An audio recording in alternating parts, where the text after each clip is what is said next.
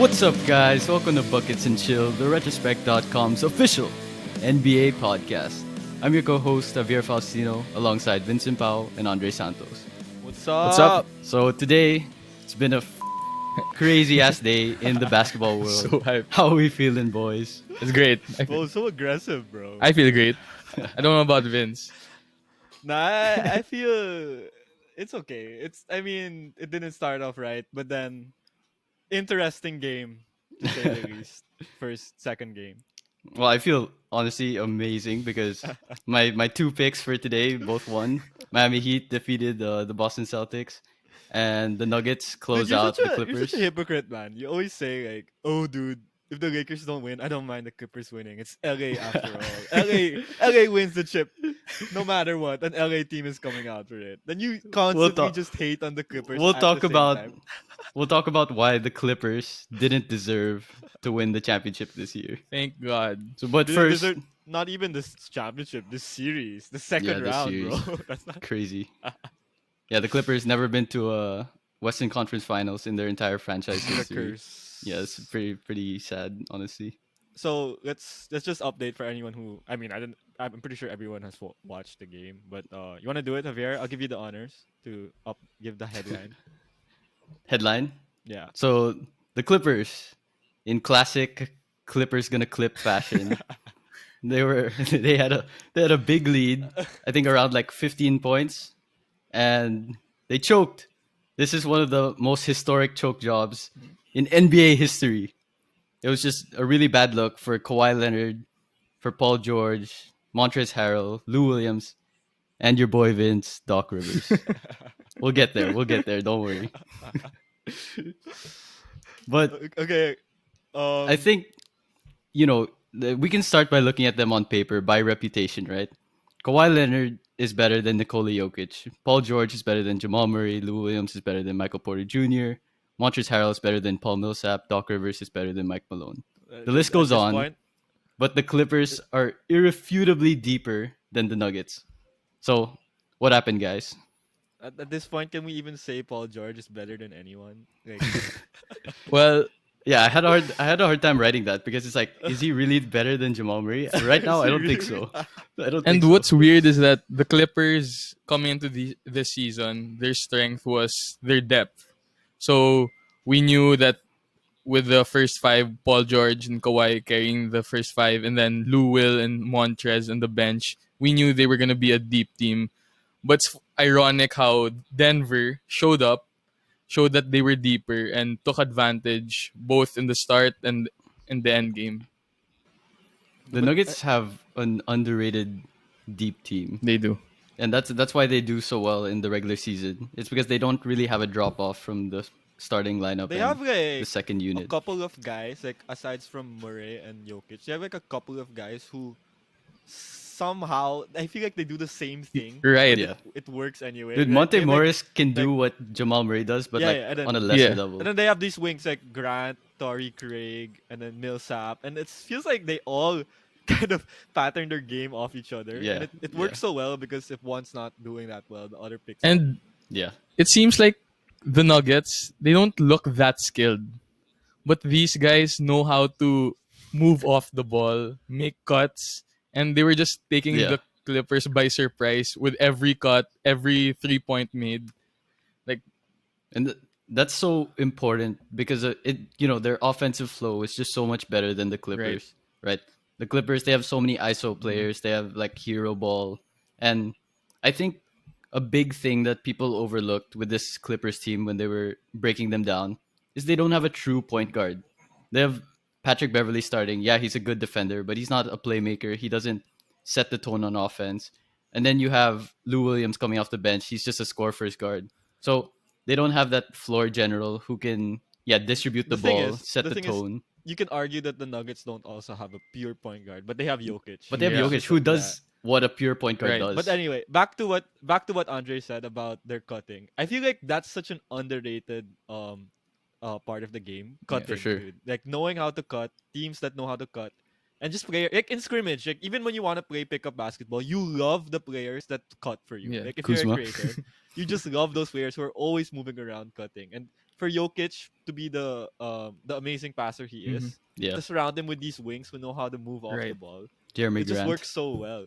The Heat do it also. Like the Heat are such a good cutting team, and even Yeah. Bam, they put him up high. They play him kind of like Jokic, and they just use their guards to cut around and find the passes. And NBA commentators, they talk about it all the time. Like in the today's day and age where like defense is more lax, like if you make a cut, then a lot of times they'll find you wide open, getting like easy points. So the Nuggets having that nice offensive flow, they just their baskets are a lot easier. And you saw that in this game. Like the Clippers were struggling so much, throwing up Yeah. bricks, taking difficult Yep. shots, all these fadeaways, contested jumpers. And No, but after, were they even go ahead, Vince. were they even like that I feel like Paul George was bricking wide open shots. Like that shot in the back that hit Sideboard. Dude, that was so funny. Dude, It that wasn't. was a good It didn't look, even I like think. touch. It didn't even touch like the glass. It The fucking corner. like yeah, like That's it just like ricocheted so hard, like exploded off the glass. what do you think, Andre? That's a confidence thing, right? Yeah, I feel like it's that's it's a confidence. Like, confidence thing, right? but to sum up the shooting woes of the Clippers, as a player, it's different knowing that you're moving, because honestly the Clippers were still moving the ball. You could still see some open looks. Yeah, Most of yeah, them yeah. were still Yeah, open looks, which they weren't knocking down. But as a player, it's different knowing that your teammate is passing you the ball and he's actually looking for you, instead of a teammate who's making his move and he's just gonna pass it last minute. It's like it's He's like, nah, I your can't do this, turn, my bro. turn, your turn, my turn. And yeah. it's not like the Takes like Nuggets who are moving the yeah, ball because they actually want to find the best shot. You feel that was their main yeah. difference. It's like someone does like Kawhi's like doing all these crossover moves. Realizes, nah, bro, it just And gives it up to Paul George. yeah, take up like the whole what is it like 22 seconds going in his bag, and then he passes it That- off last two Exactly. seconds. That's 20. That's why I compared them to the Celtics. That's Kyrie Irving, 2018, 2019 Kyrie Irving And Celtics. Dude. Yeah, that's why like you said, PG, Kawhi, they can be making these moves and attract a double and pass it out for an open three. But as a someone who's expecting the pass, in your head, you're like, is this gonna pass or shoot? So there's so much things in your head, instead of knowing, like having LeBron, you just know that, oh, this guy's gonna make a play for me. You Yeah, know? yeah. pass Yeah, first. Yeah, exactly. So it's different having a guy like that. So and the let's talk about Kawhi first. yeah, So start at the head of the I think snake. I'd argue, and I haven't really researched on this, but this is probably the biggest choke job for Hmm. a star player. Yeah.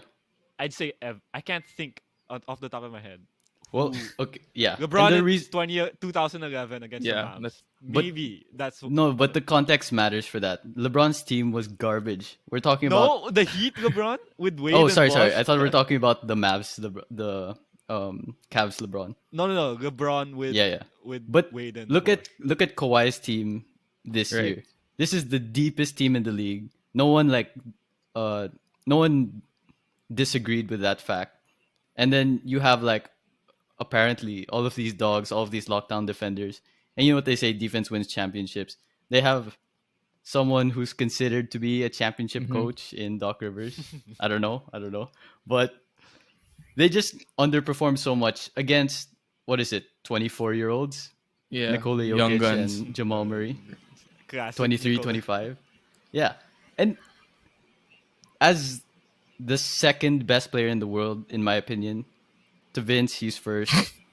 You have to be you have to be doing When did I so when did I much say he was better. first? When did I You always hint that he's better than LeBron. Vince, I didn't know you were the Max Kellerman of the No, show. bro. I was. I know, right? I'm a KD guy, dude. Javier knows me as the KD guy. I said I'm always hinting in KD. It's not Kawhi. I don't know where you're getting that But Kawhi impression. let's get it straight for our viewers. Here's LeBron.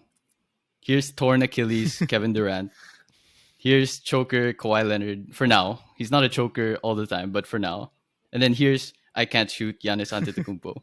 It's very clear who the best player in the world is. Agree. I Okay. agree. And I think to add Yeah. about Kawhi, what makes it more disappointing, aside from having this championship caliber team, is that he comes from a championship team. He gained so much experience knocking down that game winner versus Philly, beating the Bucks in 6, then killing the Warriors dynasty, and being in a Yeah, solid Raptors team. What's yeah, surprising to me is how he didn't adapt to this new Clipper surrounding. His game didn't change. And I thought we saw that his passing improved, but I thought he was gonna take more of that role, especially in this series, being that yeah, facilitator, being that guy. And when LeBron's not shooting well, he's gonna start passing, gonna find ways to be effective. But when yeah. Kawhi couldn't hit buckets, he didn't know how to stay effective in the game. And that's And I why feel he's like in that third place or fourth place, wherever you want to put him. for sure. And I feel like, him, like us saying that he didn't hit shots is like understating things for the standard of a top 5 player in the world. Right. In a winner go home game, he had 14 points on 27% field goal. You know how abysmal that is? I Like find it so funny against too, like against a how team who doesn't have lockdown wing defenders. Like it's not like, how we always say to win a championship, you need an elite wing who can guard yeah. LeBron James, Kevin Durant, Kawhi Right. Leonard. The Nuggets don't have that.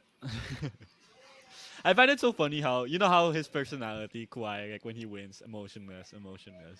Yeah. It's also funny to watch him emotionless when losing.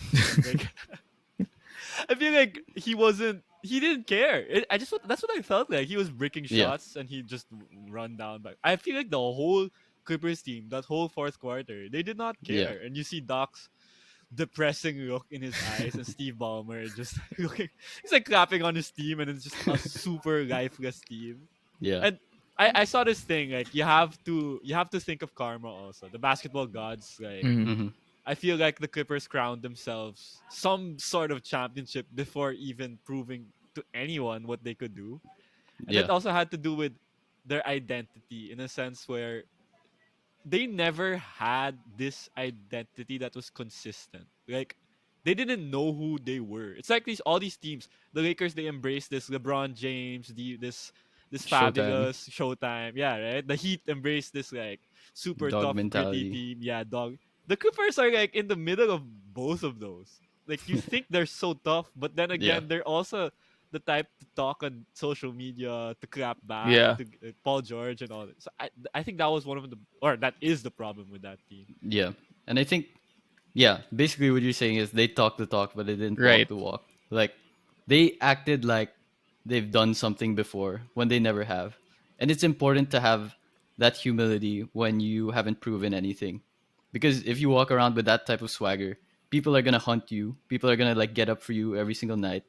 And you don't have that humility to make adjustments in game. So for example, against the Mavericks, Luka Doncic was lighting them up. They didn't want to double because they were so proud of their individual defensive abilities. And then against this Nuggets team, they didn't take them seriously the entire series. That's why they went up 3-1 and then they were already looking towards the Lakers. And yeah, the Nuggets just blew them out You of know the what they gym. remind me of? They remind me of those like in like classic movies or TV shows. There's this villain, the bullies or something, and like okay, they're like there's the hero, and then the villain is like so close to killing the hero, right?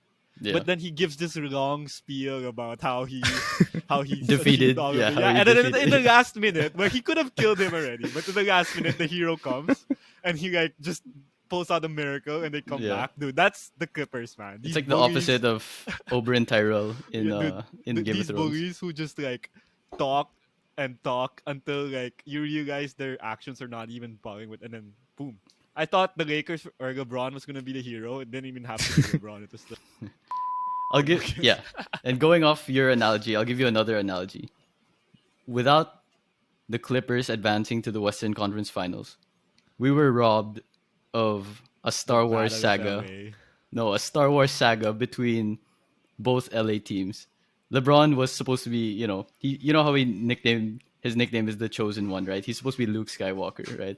And then Kawhi is like Darth Vader, right? So robotic, he moves like Darth really Vader. like little.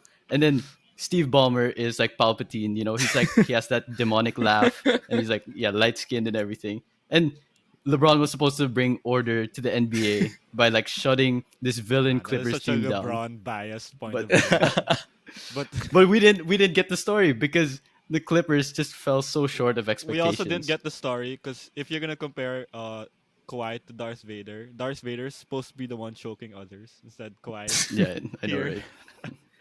choking on his own. And I yeah, don't even know what it is anymore. and to put Kawhi's struggles in this series into like simpler terms, I think what separates LeBron James from Kawhi Leonard is the floor generalship and the emotional leadership. So with the floor generalship, LeBron, like, he really sets the tone, sets the tempo. When the other team's going on a run, he slows things down, gets you a bucket. Kawhi doesn't do that for this team. He always like takes these like tough fadeaway Right. jumpers and his turnarounds, and he doesn't change his game according to what's happening against his opponent. And And then with go ahead, go ahead. and to add, like, you're right, there's no emotional leadership. And surprisingly, I'm seeing more complaining from Kawhi than ever before. He's because of complaining because of his yeah, he's frustration. complaining Yeah. every call. I don't know what. And that emotional leadership is so important, right? Because LeBron, he galvanizes his troops, motivating them with like energy and like verbal affirmation. And on the other hand, Kawhi, he's a lead by example guy. But you need that energy and you need that contagious drive, especially when there are like no fans in the bubble, because the Clippers just came out flat. They were dead. Well, And can we just talk? go ahead, I'll go, Vince. Andre. You go ahead. No, you go Okay. ahead. You go ahead. Well, since Kawhi, we knew that he wouldn't be able to adjust his emotions that way. I think that role could have gone to Paul George, and he disappointed as Yeah. well. It's, Is that even a disappointment at this point? dude, he has the most Year nicknames after now. year, man. Year Yeah. year after year, bro. This guy just I don't know what he does, bro. And And it's for what's confusing to me is he's a skilled player. He's like the yeah. type of guy like you see him in the gym, he'll light you up in a Hey, scrimmage. last year third on the MVP Right. ladder. Exactly, dude. He can do everything. Like I can't think of like a single thing that he would struggle at. And just in these games, he just I don't know. It's like a James Harden type of thing, like where he can't shoot. First of all, for some reason, he just can't shoot. Like he just disappears when he can't But shoot. And all of his issues are linked to his mental weakness. That's my take on it. He's no, not. there was another take on Twitter where it said like I don't know Andre as a basketball player, he's a completely flow player. Like a player in a sense where he has to get into the right Right. flow to be like dominant or to I play agree. well. And if he Sort of like doesn't get that Lonzo. flow, yeah, if he doesn't get that flow, he's off. Like the whole game, Yeah. he's gonna be off. And Like if he doesn't feel it in the start, he's gonna be and the off. reason why I think he's out of that flow is because of this Clippers mindset. I think it's all because of Pat Bev, honestly. Like, dude, talking this much trash will really affect your game for better or Yeah. for worse. And it looks Because like for worse and because they're trying to it's like it seems like they're putting extra pressure on themselves by having to yeah, prove that they're right, proving a point or whatever. And I don't think Paul George is built for that. and that goes to like the mental weakness because of how they're acting, they antagonize everyone. Right. So they have like a target on their back. So they go at them like extra hard. And he talks like all of this trash, but he can't take the smoke, man. Like from Damian Lillard and CJ Did McCollum. you see them today on Twitter Yeah. going at? Someone tweeted the Blazers would win every series if it was played on Twitter. McCollum and Wheeler just going. My favorite And I What think was the original reason? I forgot. So Lillard they played a game in the bubble yeah, in the and seeding games. Beverly and Lillard were going at it in Yeah, the game Damian during the Lillard game. was at the free throw line. He missed two free throws straight. Oh yeah, and then after Beverly that, and Paul George were laughing so yeah. hard like on they the were like bench. Cancun on Yeah, three, yeah. Yeah, and then they were yeah okay yeah. yeah. And I think going off of what you guys said, I think the reason why we've seen such a different Kawhi in this Clippers team is because he has never had pressure like this on the Clippers team in his entire career. In the Spurs organization, he was the fourth option behind Tim Duncan, Tony Parker, Manu Ginobili. In the Raptors, he was traded there. No one was expecting them to win the championship, but Kevin Durant got injured, Klay Thompson got injured. So they had quite an easy route to win their chip. So this is the first time that Kawhi actually has to play for the Clippers. and it shows why team chemistry is just so important, because nowadays we minimize the value of the regular season, but it's so important to build that cohesion, to build that offensive Right. flow. Load management. I mean, Yeah, yeah, but exactly. they rested their stars like what, half the Mm-hmm. season. How many games did they play? Like the Exactly. whole team, like Yeah, they always talk about it, right? Like only 15 20, games or Right. something. Yeah, 20 15, games. and then you expect to like gel in the playoffs. Exactly. And I that's think that's that was one of the big advantages that the Lakers had over the Clippers, was their chemistry, their team culture, and how much they liked each other, all that energy. And as a Spurs fan, watching Kawhi grow, I think my opinion would be the reason for his struggles this year. Honestly, it's he's Fergie too. playing under his worst coach ever. That's my hot take. You Oh, have Greg Popovich. You have Nick Nurse. Okay, 1 year experience, but he wins the chip in his first year. And you have Doc And Rivers, coach of the coach year of the year after. after. And you have Doc Rivers. He's the worst. does He this gave Andre? Does this feel? he put Kawhi. He didn't utilize Kawhi like Greg and Nick did. Yeah. Does this feel good for you, Andre? Is it like getting back in the echoes or Revenge. something? I The don't know, revenge man. I'm season. not so salty. Is I'm there not so salty about it. a bit of saltiness there Uh, in that well, I statement? was happy for him in Toronto, so No, I just hate him in the Clippers. I just hate the Clippers in general. Yeah. because I have this Tito on Facebook, and he he's a Spurs fan also, die-hard Spurs fan, and all he do is rant about Kawhi every single game. And dude, legit, he's posted like 5 times today about how Kawhi shouldn't have That's left, like and how that's like Skip Bayless. Skip Bayless before he he's a diehard Spurs fan still. But where Kawhi does left, Skip so he was stand, so right sorry. here? Where does Skip stand? He hates Kawhi, right? Yeah, no, he hated Kawhi. He kept calling him number two, right? Because he Yeah, refused to call him his name. And yeah. then Kawhi went to the Clippers. The only thing that Skip feels more strongly about than the Spurs is his hatred for LeBron James. LeBron, and Yeah, then so he rode with Kawhi. He so he forgave wrote. him. Then Yeah, then and they now he's lost. flat out wrong. Yeah, So is he more sad or happy? I haven't seen his tweets. Was he more he's he's angry? defeated. Oh, he's He's defeated. defeated. Yeah, and he spun the narrative. He's like, "Congrats, LeBron! You won your Oh your right, fourth right. ring, So, and a cakewalk to the finals, all that stuff." Classic Skip. but But let's jump off of that Doc Rivers point that Andre made. In Doc Rivers' career, the way I see it is that he did a really poor job when he was in Orlando, when he started out his career. And then he got to the Celtics. It was just him and Paul Pierce. They didn't really do anything until KG and The Ray big Allen came. three. Yeah, the big three. And they stacked the talent so high with one of the best power forwards of all time, a Hall of Famer small forward, the greatest 3-point shooter of all time at the time, and then Rajon Rondo, like all around monster playoff player. So I think yeah, good for him, man. Like he won a ring, but So you're saying it's a after one ring round wonder type of coach. yeah, I think Doc Rivers is a good coach. I don't He's think not he's a a great coach. yes, coach. Yeah, he's not a championship coach, and you can see that because after he departed from the Celtics, he was on the Clippers, right? Before this Kawhi PG era. He was in the Lob City era. So he had Chris Paul, one of the best pure point guards of all time. Blake Griffin, he was an MVP candidate. DeAndre Jordan, lockdown defender. All of these guys, they had all these stacked teams. And they underperformed every single right. season, no matter who they surrounded these guys with. Granted, some of that is like the player's fault, but that's on Doc Rivers also because he can't get the talent to mesh together to win a Right. championship. And it's the same thing now. They have a stacked team, and he underperformed. My take is that this guy's a good coach, but what we're seeing is he's blowing 3-1 leads, 3-2 leads, and that basically means he's not a great coach because a great coach is able to adjust on the fly. Okay, you say Agreed. you don't have this piece, your team's lacking this, but that's all water under the bridge.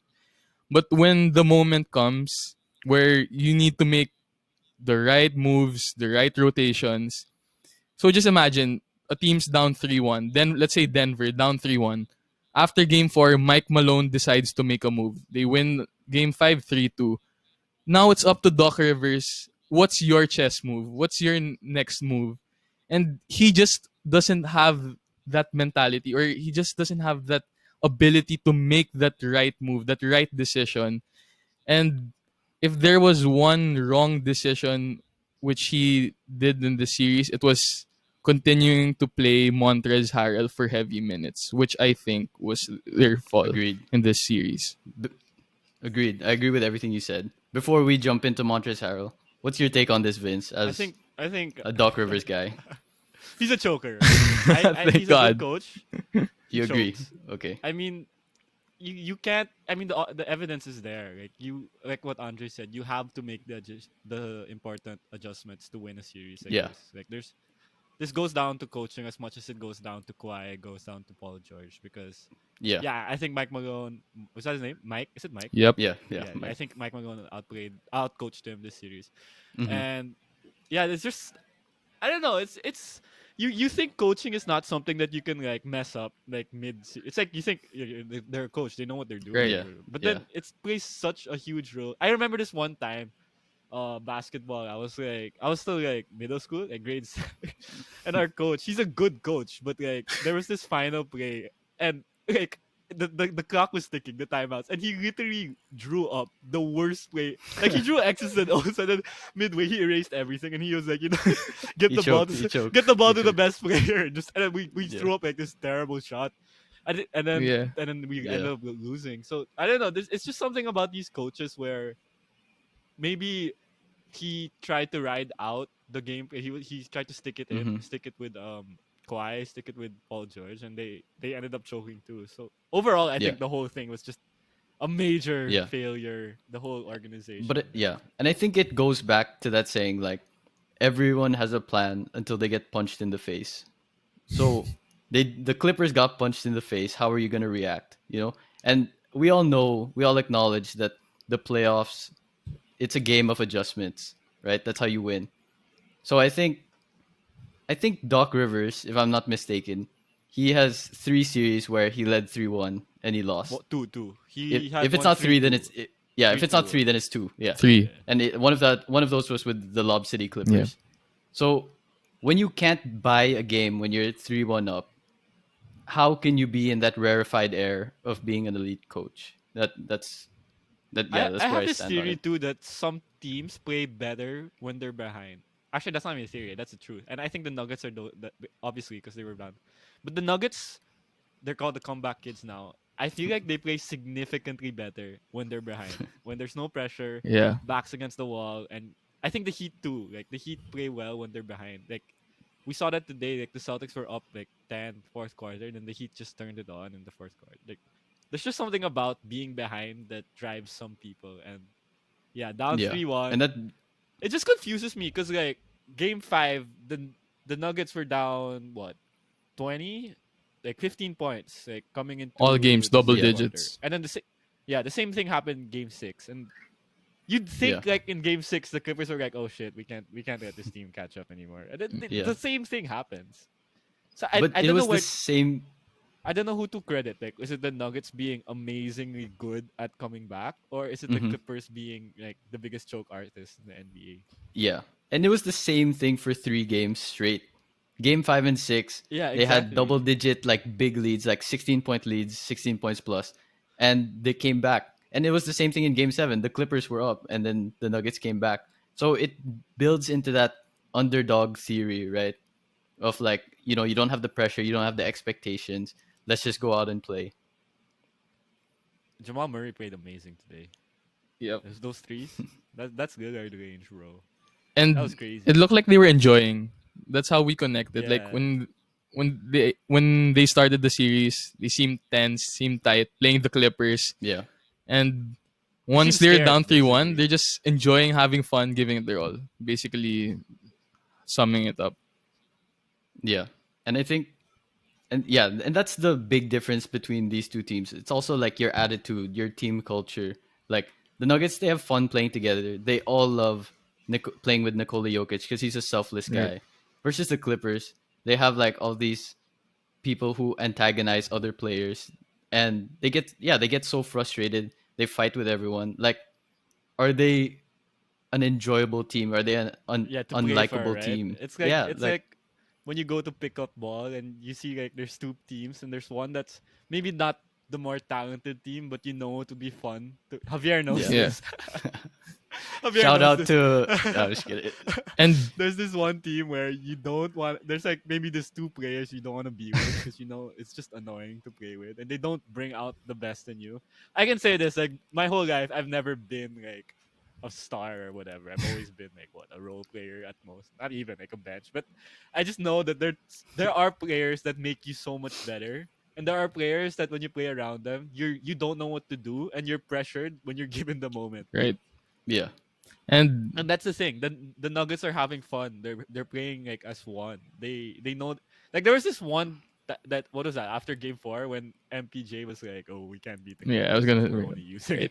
Jamal Murray yeah, and stuff like that." Then he comes back and get game 5 and he backs it up. He makes his three and secures the win. So yeah, back to like what Javier said. You see it in the three teams: the Celtics, the Heat, the Nuggets, even the Lakers. Because yeah, they yeah. all enjoy playing with each other. It's a bunch of smiles, a bunch of like things get tense. They're still playing basketball in the end.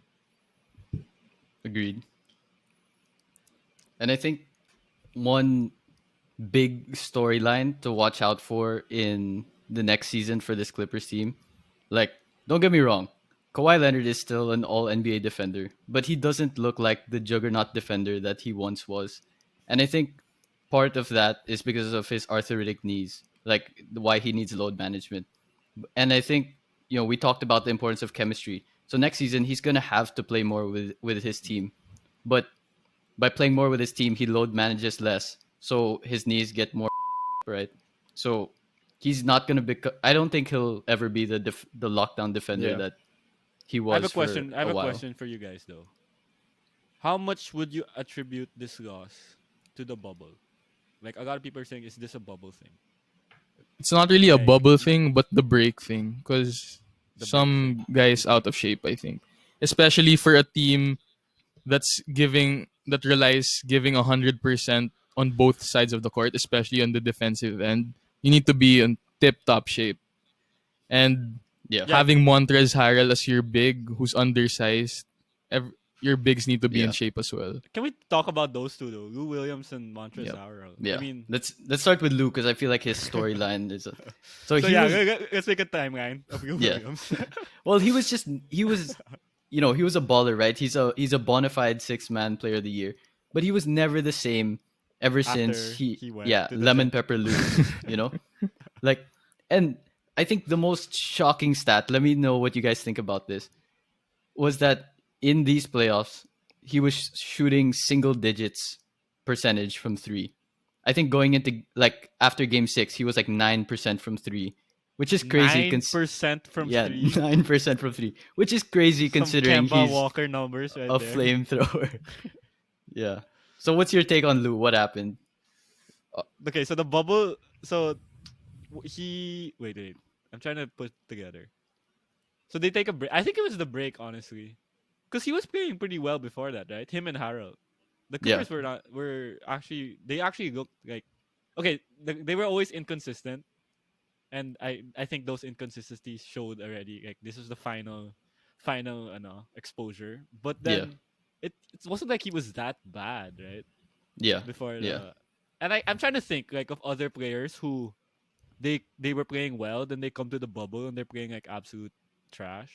But I can't think off the top of my head like Lou What you Williams got, or something. Andre? I just think he wasn't knocking the shots down, basically.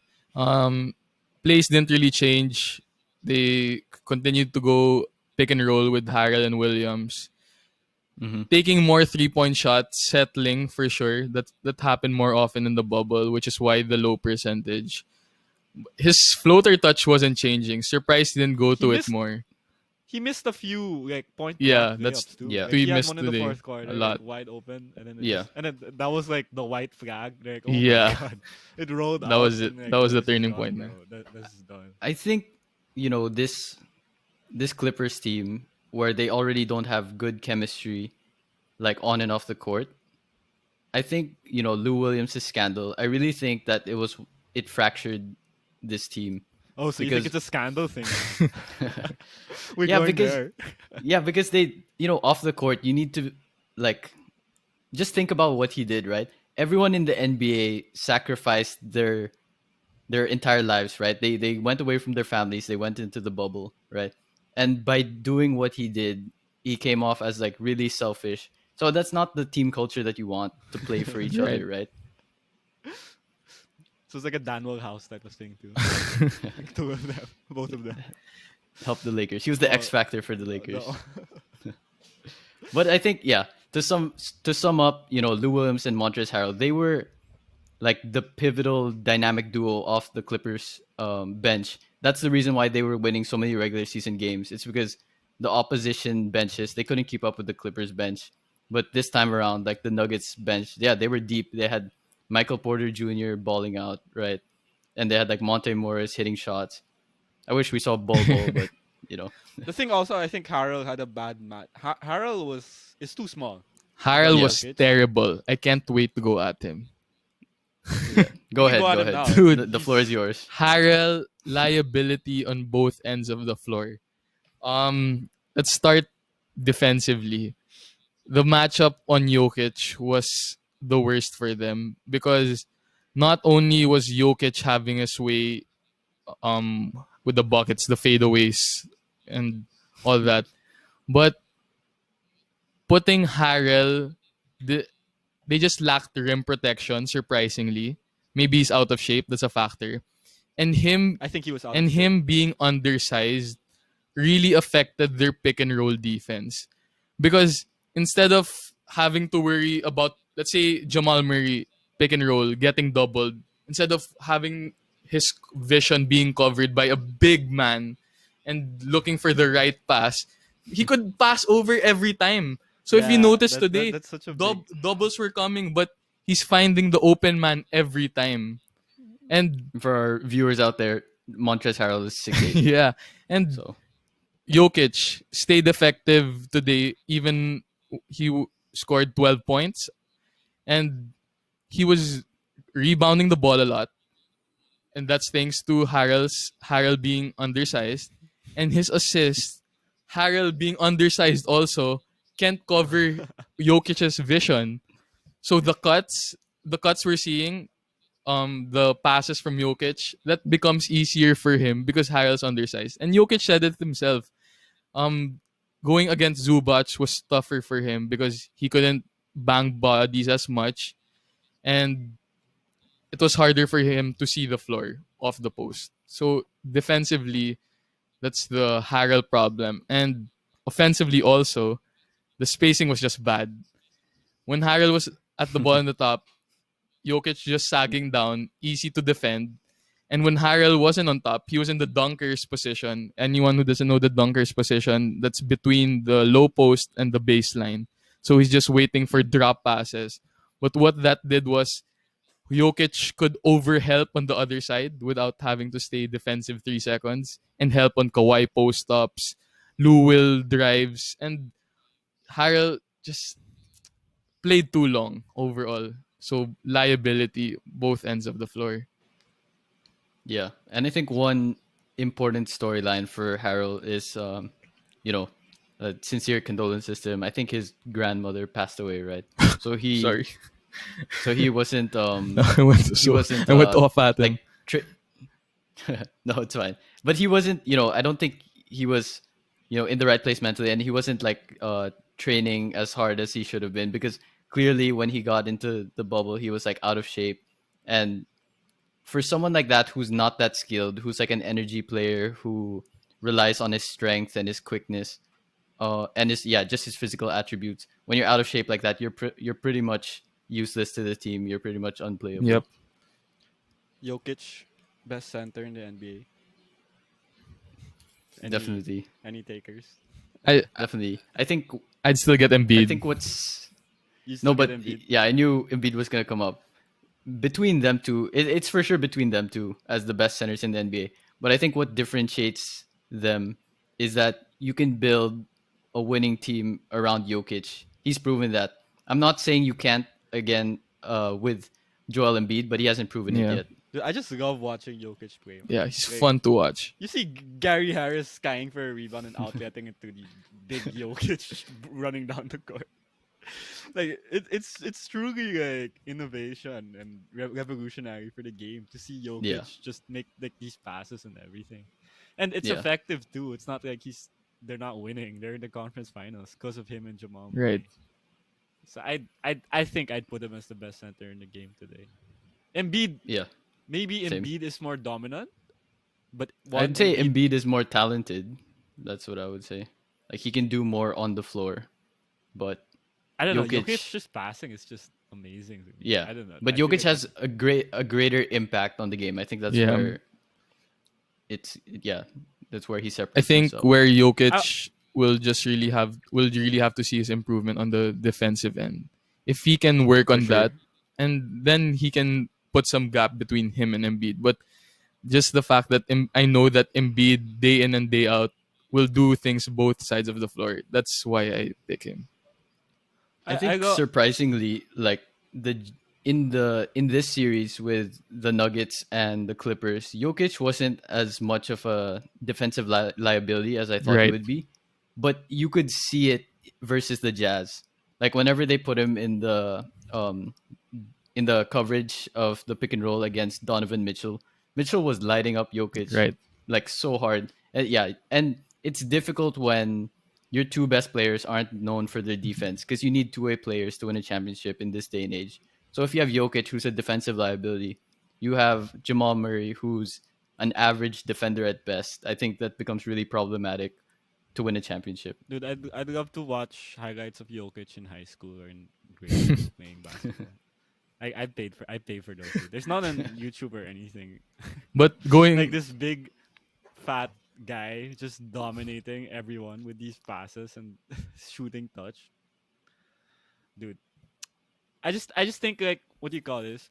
Watching the Nuggets play was so much more satisfying than watching the Clippers play. Like Yeah, regardless of who won, seeing the Nuggets play and how they pass and how they move the ball and how like kind of like it's not frustrating yeah. basketball. Like yeah, Kawhi would make these 1-2 spectacular plays like that middle finger block. But in the end, I still found the Clippers so hard to watch. Yeah. It's not yeah. they're not fun. They legit pass the ball to one guy and they ISO him and they live with the result. Yeah. It's like basically the Rockets offense. And what Vince said, Vince mentioned how the Nuggets move the ball better. And then Javier mentioned how there were defensive liabilities in the Nuggets defense, especially with Murray and Jokic. What what we should really be crediting is the coaching. They're moving the ball Agreed. because of the coaching, and they're able to fill the gaps of their defense because of the coaching. Just great The strategy, schemes. yeah, great schemes. They know how to hide their weaknesses and utilize what they have. Did you hear Even did you hear Mark Jackson trying to compliment himself? Like complimenting Mike Malone. It's so funny. He was like, yeah, Mike Malone used to be my assistant coach when I had the privilege of coaching the Golden State Warriors. I taught him the ropes. brilliant. Well, that guy needs a job. He deserves a job in the league. So he can sell his abilities all he wants. So I think, yeah, and I agree with Andre. Like they, despite their individual defensive deficiencies, they did a great job at making the Clippers offensive players' lives difficult. And you can see that even with like Michael Porter Jr., who's a terrible defender. Like he's actually so bad at defense. Like somehow, some the way, amount of times he was playable. the amount of times I've seen Michael Porter Jr. lost on defense. There should be a drinking game for that, Right. dude. He's I too was telling guapse. I was telling Joseph like we should have a drinking game for some of these NBA things. Like the amount of times announcers say that Jason Tatum's only 22 and he improved his defensive game. At least The you know. amount At of least you know. times that they say that Jimmy Butler worked his ass off. Like we know every game they have to show how like Jimmy Butler he was working out at 4 a.m. It's so annoying, dude. Like these commentators just repeat it again. I'm sure you hate the Tatum one. They always say like, "Oh, this kid, 22. People don't credit his defense enough. He gets a steal." It's like, I think yeah, so to close off this Clippers section, where do the Clippers go from here? What can they do with this roster? Do they make signings? We know they have a lot of pieces that are desirable in the league. How do they fulfill their potential and win a championship next fire season? Doc. Yep. I think that's one. We can Dude, I'd honestly be okay with a trade the Houston Rockets and the Clippers trade coaches right now. but I'd but honestly be okay with it, dude. that's a really good comparison because if you compare Mike D'Antoni and Doc Rivers, they both have a good philosophy. They both coach their teams really well, but they struggle to make those adjustments in the Yep. playoffs to Yep. advance. So they're so stubborn, they're so rigid with how they play that they don't make the adjustments. Dude, And I just think what separates Mike D'Antoni from Doc Rivers is a Chris Paul hamstring just because Mike D'Antoni, he would have had his ring just like Doc Rivers if Chris Paul didn't get Hot injured. take. And it's like no one goes around and it's like, I want Mike D'Antoni to be my coach because he's a proven champion because he hasn't won it Right. yet. But like, and I think it was a really bad thing for all these teams that Doc Rivers did win his ring because now they think, oh yeah, this guy can be a championship coach. I'm not saying he can't, but he seriously has not proven it. I'm telling you, dude, just make the call. Just go, Morey, Daryl Morey. How's your team? Hey, we're not doing so well. How are you guys?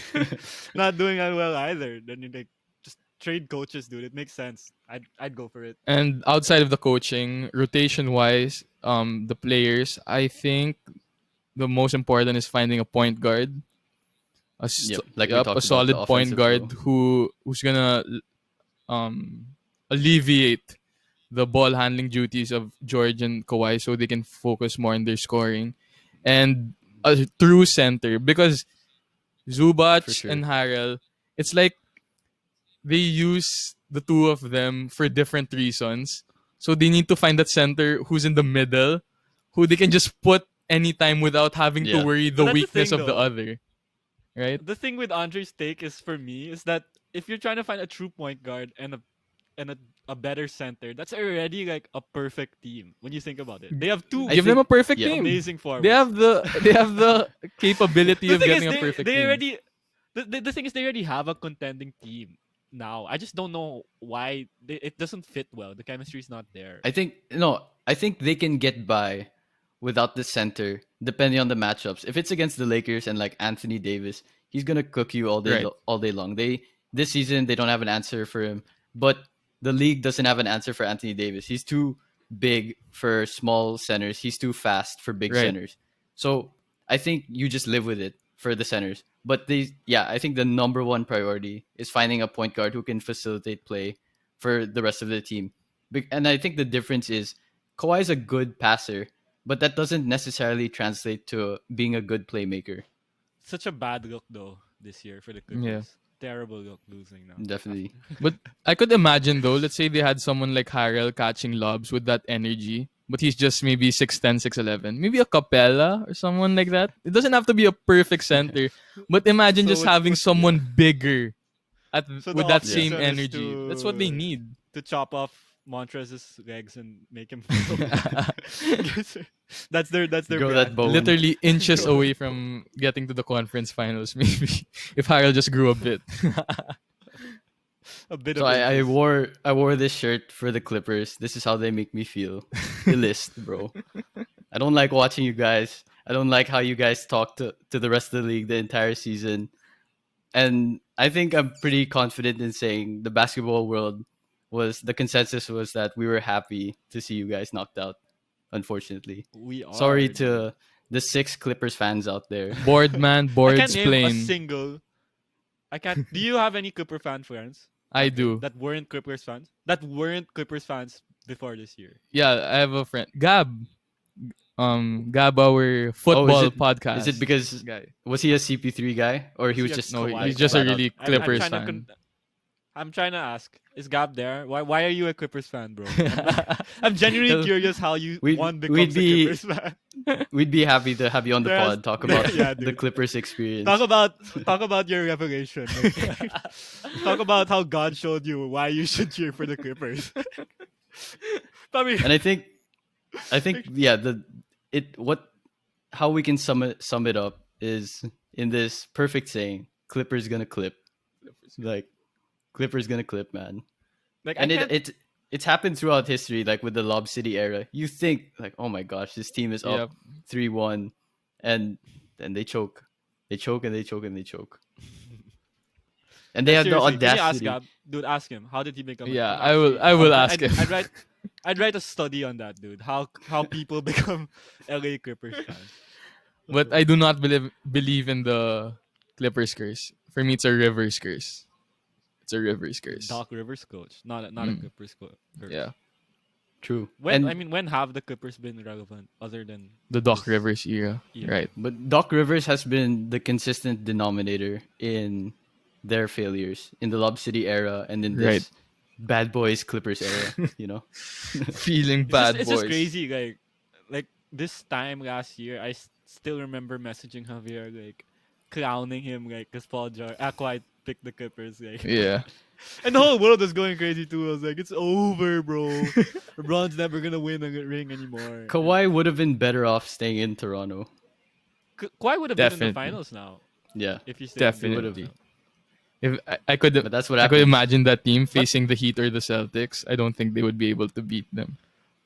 there was this ad like, or there was this commercial about Kawhi and Paul George. I don't know if it was one of them who said it, and they were like, growing up, I was always a Clippers fan, and I was like, who was it? Paul George? I think it was Paul George. Did I know they're Paul both George? from LA. He talked about how much he was a Lakers fan for so long, and Yeah, then dude, all of a it's sudden he's like, "I've always been a Clippers fan." Cancun It's on funny. I three. know both. This- I know both of them grew up in. I know Kawhi grew up in LA. It's just San funny Diego. how That's they. why Clippers. It, Yeah, it's just funny how they they'd they be really they'd try be to better hype off up. going back to San Diego. To be honest, Yeah. it's really hard living in the Lakers' shadow. So I feel sorry for them. It's like Anyway, we'll catch you guys next time, and remember, come through with buckets and chill for all things basketball.